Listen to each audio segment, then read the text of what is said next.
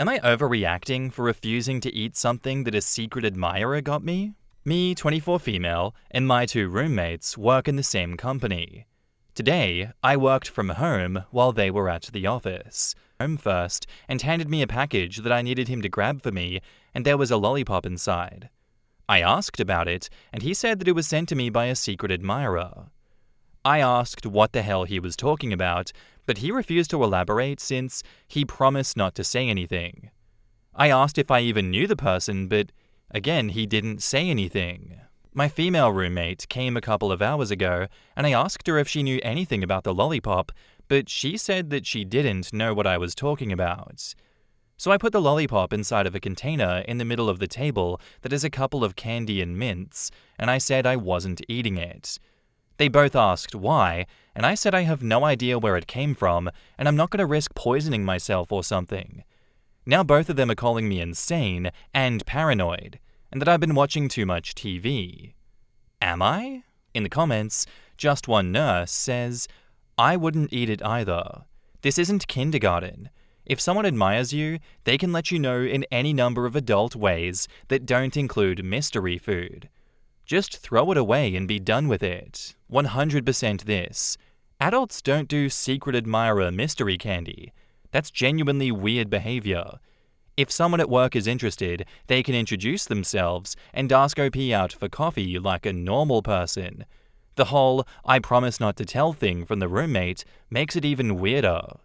OP is being smart, not paranoid. Not overreacting, but I'd be less worried about something wrong with the lollipop and more uncomfortable that my male roommate wouldn't tell me.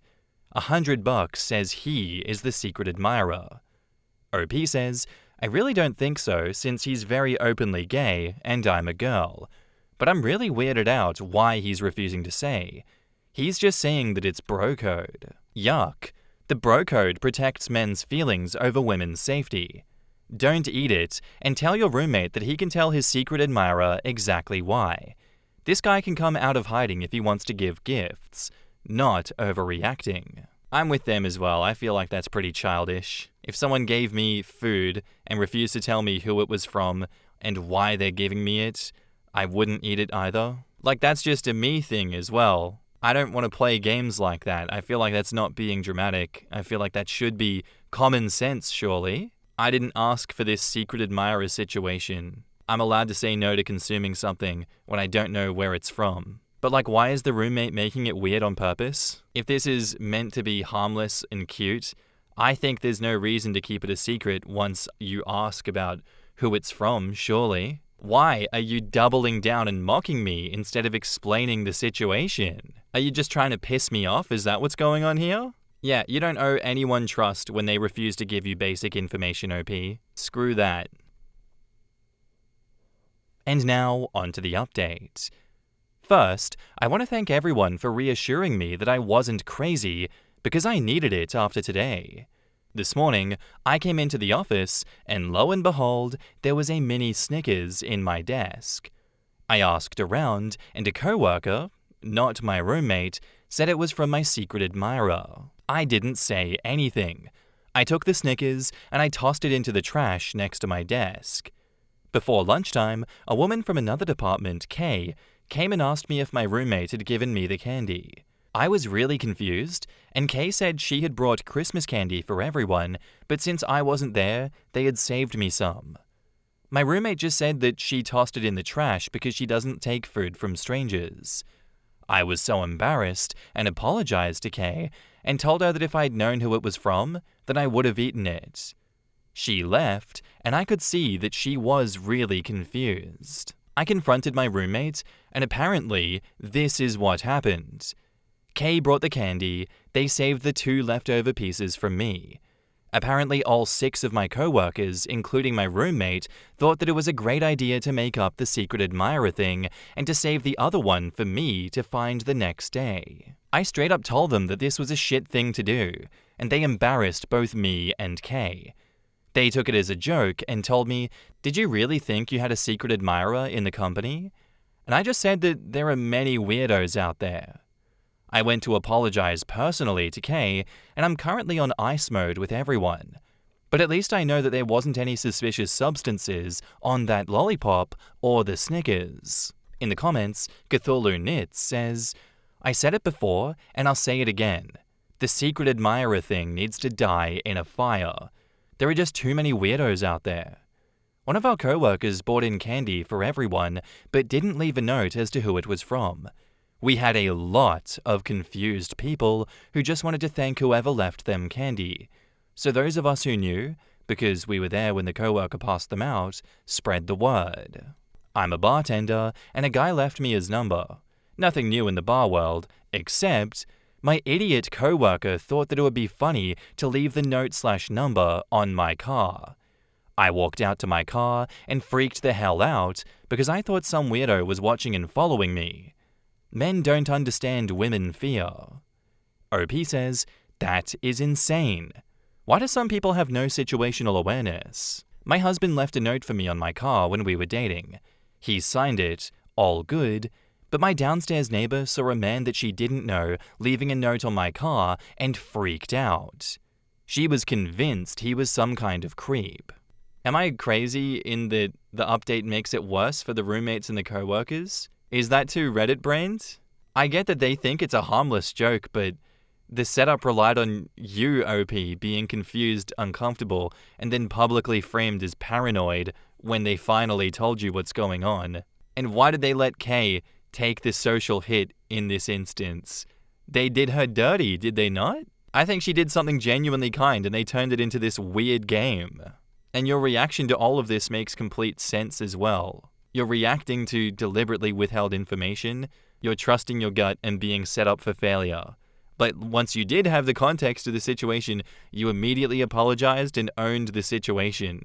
Why are you being iced out by everyone? It's a lose-lose. Did you really think you had a secret admirer? Shut up. That's just mean. I'm glad that you weren't the problem in this one, OP. Good job. Our next post is by a throwaway account titled, I'm headed for divorce, but my lawyer has given me the best news ever. My 38 female husband, soon to be ex-husband, has been cheating on me and he wants her instead of me. I'm probably naive because I didn't see this coming at all. I was researching vacation options for our 10th anniversary next year, and meanwhile, he was running around with another woman. She's either 25 or 27, I can't remember which.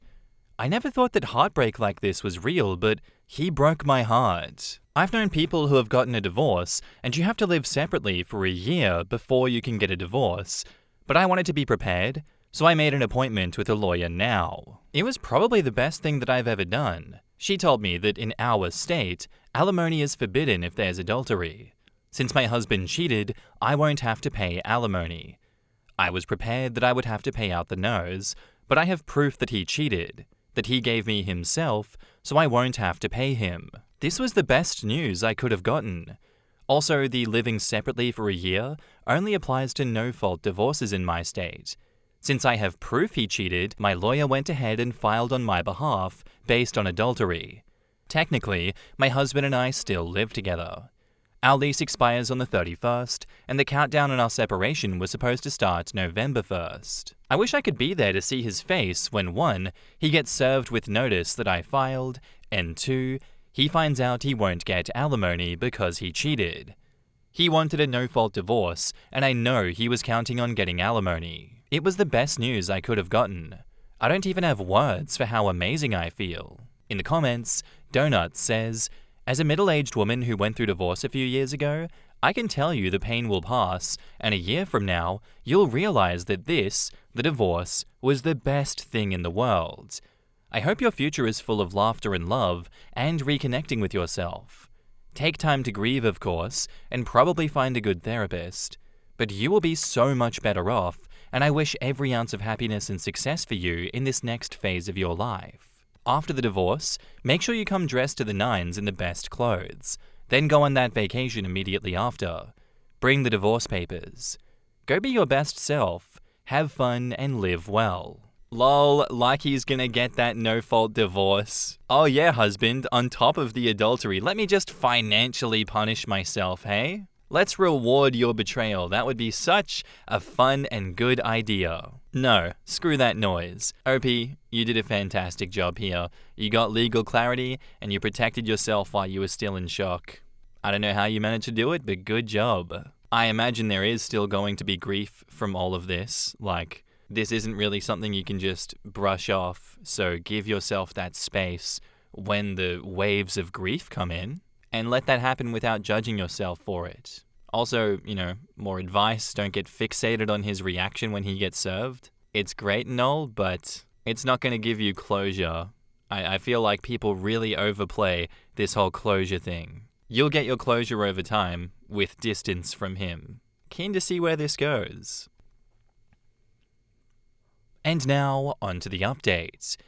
This is kind of anticlimactic, but there were some comments on my original post asking me to update what happened after my husband was served with the divorce papers. I also wanted to thank everyone for the kind comments they left. Even though I've gotten good news from my lawyer, this has been the most horrible time of my life, and all the encouragement did help. My husband was predictably not happy when he was served and found out that I had filed for divorce. He was under the impression that we had to be separated for a year first. I just told him to talk to a lawyer.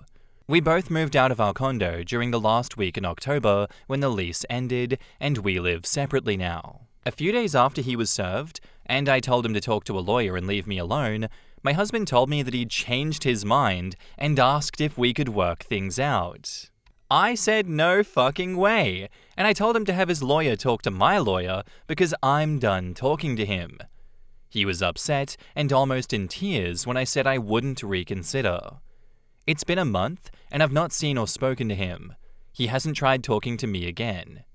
Edit, and I'm extremely happy about it because I don't want anything to do with him ever again.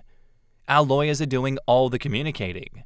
He may have been upset, but he broke my heart first, and even the good news from my lawyer hasn't erased how broken I feel. Edit to add, I'm turning off my messages so people will stop DMing me and calling me two-faced for being disappointed that he hasn't contacted me again. I'm actually happy that he hasn't, because I want nothing to do with him ever again. I'm the opposite of disappointed. In the comments, OP's only comment to a downvoted comment regarding the divorce can be difficult and how complicated feelings about how it's playing out. OP says, I'm ecstatic that he hasn't tried to contact me again. I had hoped that he would stop trying to talk to me after the first time when I told him to get a lawyer. I'm upset that he contacted me a second time. I thought I was clear the first time, but I'm glad that he got the message the second time because I want nothing to do with him ever again. I'll bet she dumped him. He realized he derailed the gravy train and his new girlfriend dumped his broke ass. Good for you. You deserve better. The perfect definition of fuck around and find out. I bet the husband was expecting her to pay up and thinking he had a year to prepare with his mistress. Now that he sees that none of this is happening, she probably ditched him too, and now he has the nerve to be close to tears and be upset and wanting to work things out. If he cared about his wife, he wouldn't have cheated. He's just pouty because his plan backfired. And because his mistress must have dumped him when she discovered he was not the one with the money. Honestly, OP, thank God you've got that relief that he's finally gone quiet. There is still real grief underneath 10 years of marriage that doesn't just evaporate because he cheated. I feel like you can be done with him and still feel wrecked by what he did. But all in all, you handled this cleanly. You set boundaries and you stuck to them, and you didn't let the guilt and nostalgia of the past pull you back into something that would have hurt you again. I bet him being like, oh, we can work this out, it has to be that she pulled out and he's scrambling. There's no way this is a real change of heart. Keep forcing him to talk through those lawyers though. I'm sure you know that. And just be gentle with yourself. You didn't just lose a marriage here. You lost the future that you thought you were building with him. In amongst all the Reddit comments being like, oh, drama, there is still a real human with real feelings at the center of this. And I'm not going to discount that, OP. Thank you for sharing your story. This next story has a trigger warning for sexual assaults, so if you don't want to hear it, skip ahead to the next video. Posted by user Tricky14384, and it's titled, I, 20 male, accidentally cheated on my girlfriend, 20 female, of 3.5 years with her best friend, 20 female. So, first of all, I am a piece of shit, I know. So me and a few of our mutual friends went to a music festival. She was supposed to join us, which is why I bought a ticket in the first place, but unfortunately couldn't. I got absolutely shit-faced on the first day and can't really remember most details. But all I remember is I was the last one to go to sleep and that I only had space in the middle. There were 3 of us sharing a tent. Me, my girlfriend's gay best friend, and my girlfriend's best friend, which is also my best friend's ex-girlfriend, 20 female. I can remember flashes of that night of her going down on me touching her chest, but that's basically all I remember. In the following morning, I tried to ask what happened and see if she can remember anything, because I was terrified that I had experienced SA her, and when I asked her if I did, she started laughing at me, saying that I didn't, that she doesn't remember much, but she knows that we didn't have sex, and that it meant nothing, and that I shouldn't worry about it. I honestly dealt with it really poorly, and I couldn't decide whether to stay or go back home, but eventually was convinced by her to stay. So the only way that I could stay there was just to constantly drink more and more, to the point that I couldn't tell anything more about that day. On the 3rd and last day of that festival, I talked to her again about what had happened, and that I don't know what to tell my girlfriend. She said that it's totally my decision, and that she would like that I don't say anything, but if I do, then that I would give her a heads up. After I got home, I called my girlfriend on FaceTime and told her practically everything I said in this post, and she was just so shocked that I'd done something like that. I only have eyes for her, and I genuinely love her more than anything. She said she can't believe that I did that, and she told me that she's always felt confident that I would never cheat on her. Anyways, she talked to her best friend, the one that I cheated with, and apparently her version of the story changed a lot, and now I am the only one who got drunk, and according to her, I started touching her in her sleep, trying to undress her. I'm not trying to victim blame in any way, and unfortunately can't say that she's lying because I don't remember anything. It just seems weird how different the story is now, and I can't believe that I'm getting treated as a cheater and a rapist. When I was told that that was what she says happened, I almost threw up. I don't know what to do now. I've been shaking for the last few days, and I can't manage to do anything. Not even the simplest tasks like unpacking my bags or washing the dishes. I'm done with alcohol for good. Am I even allowed to hope that I get a second chance? In the comments, well, for starters, you can't accidentally cheat on someone. You either cheated or you experienced SA. This is a really bad spot to be in, and the best thing you can do is to be honest to yourself and honest to everyone else here about what happened. But I'd say that there's a good chance that you're not going to be able to recover the relationship. To be clear here, OP, I know most people here are assuming that you're the asshole, but if you were actually assaulted, then you should be honest about that too. Are people actually reading the post? OP may have gotten harmed and is getting gaslit by the girl and now in the comments. The girl originally said nothing happened and then went to his girlfriend and said that he did all that shit to her. Hello? He was shit-faced drunk and she wasn't and barely remembers anything. I mean, it's one of those situations, right, where you don't believe the other person when they say, oh, but if you are going to expose me and my antics, can you at least give me a heads up first? I'll chalk it up to OP being 20 years old and not having any life experience like this. That's completely understandable. But this is just one of those situations where intent, memory, and reality don't line up. And that's terrifying. It would be terrifying to be OP right now. You drank to the point of blackout. That means you don't know what you did or didn't do, and that is a serious problem. This alcohol removed your ability to protect your boundaries and someone else's. It's okay to own that, even if it's painful. Telling your girlfriend was the right move. You didn't hide it, you didn't minimize or deflect anything, and that doesn't undo what happened, but it does show accountability. But her gaslighting you and shifting the story around, we all know that's fucked up. We all know that she's a bad person for doing that. You need to stop trying to resolve this socially, OP. Get a therapist, get legal advice, Don't keep relitigating the details that you can't verify. This is like serious legal territory. Just protect yourself first and foremost. And now, onto the update. Been almost a week since. Worst week of my life. We finally had a chance to meet and talk about everything that happened, and obviously we broke up. She chose to stay in contact with that friend. I feel so lost now. It feels so unfair that the friend can just go on with her life without any consequences while I lost two of my best friends. My girlfriend and my best friend, who was also that friend's ex-boyfriend. And all of our mutual friends. I don't know what I'm supposed to do with myself now.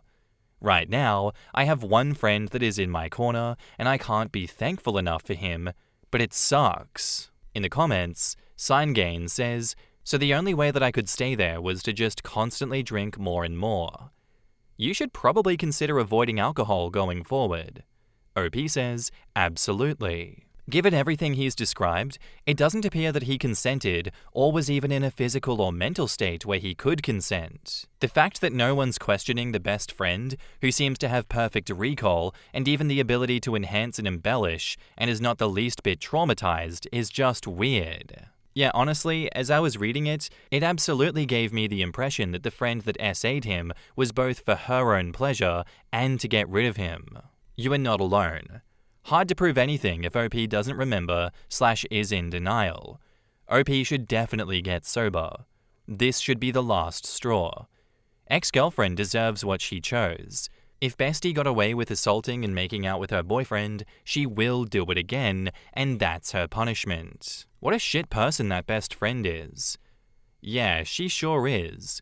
OP should take comfort in the fact that it's likely that his ex's friend will keep doing the same thing over the years to her because she appears to be that kind of person.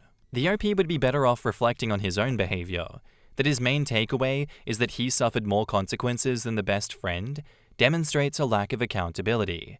He got blackout drunk with his girlfriend's best friend, something happened between them, and he decides to drink heavily with her again the next day. Extremely poor judgment. No victim blaming here at all, but that was not the right choice to make. Logically, you'd think, oh shit, I experienced a really strange and messed up situation, so I'm going to remove myself from this environment and not repeat the same mistakes that led to this traumatic incident happening in the first place. The definition of madness is doing something exactly the same and expecting a different result. That was madness. It's unfortunate that OP has lost his entire social world all at once. He's probably going to be spiraling for a bit with his sense of reality and fairness being thrown around like that. He's dealing with the fallout because he was honest and stayed present. Those other people distancing themselves doesn't mean that they are right. It meant that they chose the version of events that they felt was easiest for them to live with. But at the same time, I don't know if I was them, how much I'd believe her version of events being like so perfect and him being absolutely blackout drunk. But I can also see why they would blame a young drunk man for doing this. That is easier for them to live with than to have to argue that one. At the end of the day, that ex-girlfriend is going to be stuck with this demon in her life that is going to sink more of her relationships. Hard lessons to learn all around, but you survived this, OP. You were strong. I think you should stay away from alcohol for a while and get some professional help. Good luck, and thank you for the story. Anyway, guys, that's all I have for you today. I do hope you enjoyed the stories. If you did, let me know what you thought of it in the comments down below, and I'll see you in the next one. Bye. Also, little bit of an overshare, but I don't know, it's like something very close to me has just happened where yesterday could have been a much more terrible day for me than it already was. I'm sure a lot of you guys are aware that there was a mass shooting that happened in Sydney, Bondi Beach yesterday, and my heart goes out to the victims of that tragedy. It's senseless violence.